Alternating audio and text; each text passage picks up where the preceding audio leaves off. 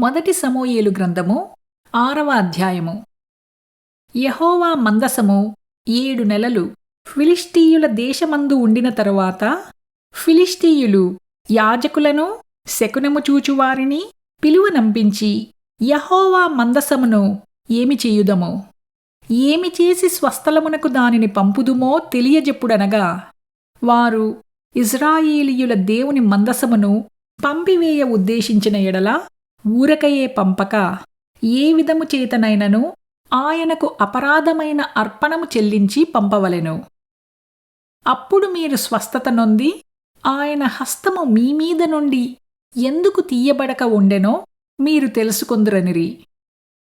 ఫిలిష్తీయులు మనము ఆయనకు చెల్లింపవలసిన అపరాధార్థమైన అర్పణ మీదని వారినడుగగా, వారు మీ అందరి మీదను మీ సర్దారులందరి మీదను ఉన్న తెగులు ఒక్కటే కనుక ఫిలిష్తీయుల సర్దారుల లెక్క చొప్పున 5 బంగారపు గడ్డల రూపములను 5 బంగారపు పందికొక్కులను చెల్లింపవలెను. కాబట్టి మీకు కలిగిన గడ్డలుగాను భూమిని పాడుచేయు పందికొక్కులుగాను నిరూపించబడిన గడ్డలను చుంచులను చేసి పంపించి ఇజ్రాయేలీయుల దేవునికి మహిమ చెల్లింపవలెను. అప్పుడు మీ మీదను మీ దేవతల మీదను మీ భూమి మీదను భారముగానున్న తన హస్తమును ఆయన తీసివేయును కాబోలు. ఐగుప్తీయులును ఫరోయును తమ హృదయములను కఠినపరచుకునినట్లు మీ హృదయములను మీరెందుకు కఠినపరచుకొందురు? ఆయన వారిలో అద్భుత కార్యములను చేయగా వారు ఈ జనులను పోనిచ్చిరి. ఇజ్రాయేలీయులు వెళ్ళిపోయిరు కదా.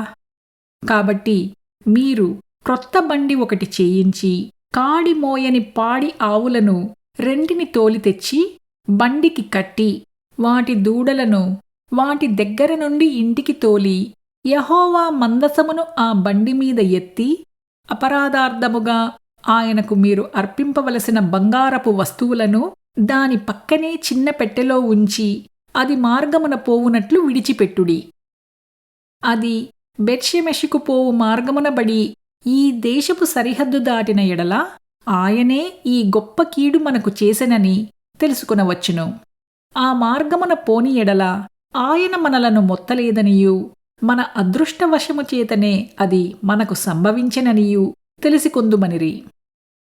వారు అలాగున 2 పాడి ఆవులను తోలి తెచ్చి బండికి కట్టి వాటి దూడలను ఇంటి లోపల పెట్టి యెహోవా మందసమును బంగారు గడ్డలునూ పందికొక్కు రూపములునూ కల ఆ చిన్న పెట్టెను బండి మీద ఎత్తగా, ఆ ఆవులు రాజమార్గమున పడి చక్కగా పోవుచూ అరుచుచూ బేత్షెమెషు మార్గమున నడిచెను.